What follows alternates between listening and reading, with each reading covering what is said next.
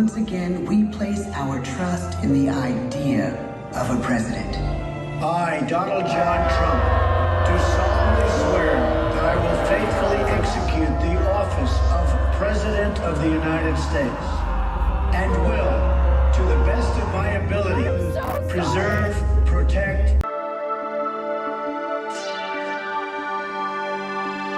Hey guys, welcome to the Liberal Hive Mind, a channel solely focused on exposing the abundant hypocrisy of the left. Well, we have massive breaking news here. We have big change. Look who's back at Disney World. Yep, I guess it's undeniable now. Trump is your president. No more kooky conspiracy theories about how Kamala Harris is going to come in and take the Oval Office after a massive conspiracy is uncovered involving Elon Musk and his Tesla Optimus bots stealing the 2024 election. President Trump is now front and center at Disney, and you probably know what that means. The left is seething. Let me show you guys this clip in the new updated Trump Bot 2.0 that just took the stage at Disney. But first, this video is brought to you guys by a sponsor, so let's play that clip. This video is brought to you guys by American Hartford Gold. Donald Trump is back in the White House, and America is on track to make the biggest economic revival in history. The economy is likely to surge, investment is pouring in, and confidence is returning. And in times like these, it's important to invest properly, and that, my friends, is where American Hartford Gold steps in. Because as we all know, one of the best ways to protect your wealth is by investing in precious metals, that's gold and silver. And friends, American Hartford Gold is simply the best in the business when it comes to protecting you from economic downturns. They have 5-star ratings across the board with an A+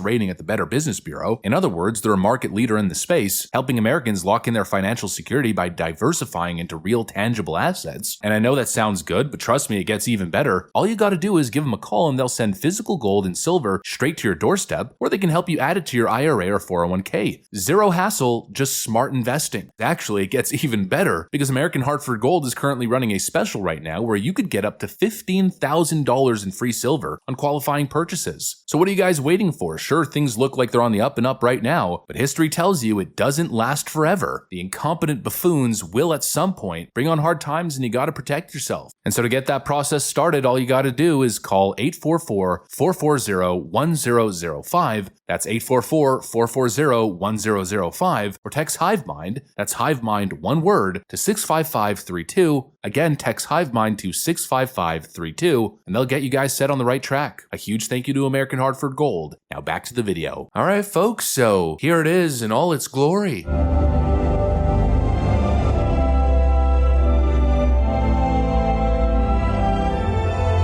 And now we come to the present. Once again, we place our trust in the idea of a president, as we have from the beginning. my fellow citizens. No event could have filled me with greater anxieties than that notification on the 14th day of April, 1789, that you had selected me to lead our nation. But it was with the confidence of my fellow citizens that I took an oath. 35 simple words that have been repeated by every American president throughout history.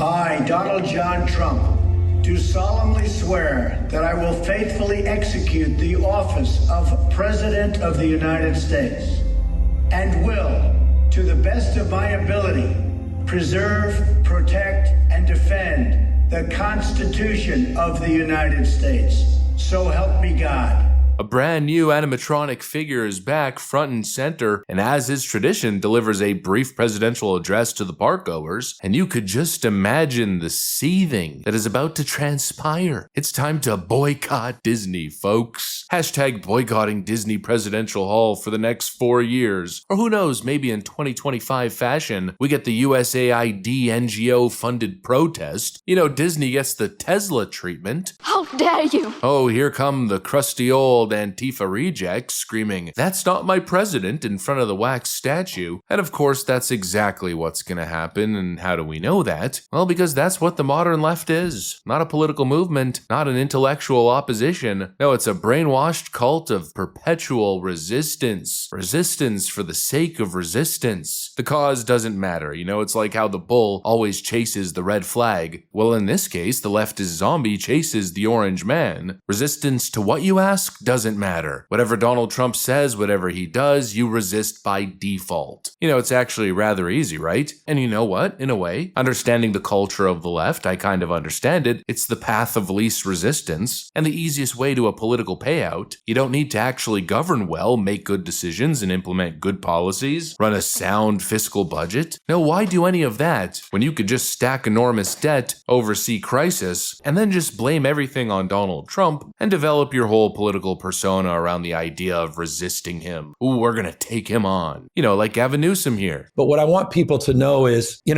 gloves are off. Let's go. Enough. We're going to stand up for American people. We're going to stand up for people that are being bullied. We're going to have the backs of people that are scared. We're going to use our formal authority. I'm proud to be governor of the largest state in America. Again, I've said this before to you, 21 state populations combined. But we're also going to use our moral authority. And the extent we need to, we're also going to call out the bullshit and the propaganda and the weaponization of lies and mis and disinformation on networks like Fox. And we'll do it in every capacity. On behalf of the people I represent in the state, on an individual capacity, enough. It's time to assert ourselves much more forcefully with character and conviction and have the backs of people that don't have the voice that some of us have and the ability to do what some of us can do. And that's what this whole case is about. And we'll continue to stand tall and we'll continue to power through this remarkable moment in history. He's going to stand up to Trump, who's a real bad guy because he's arresting all those illegal alien criminals. Just complete idiocracy. No policies, just resistance, a slick smile, and some hair gel. And voila, Gavin Newsom. And of course, it's the exact same thing if you're chasing clout in the media game. The latest constitutional crisis, the debate over birthright citizenship.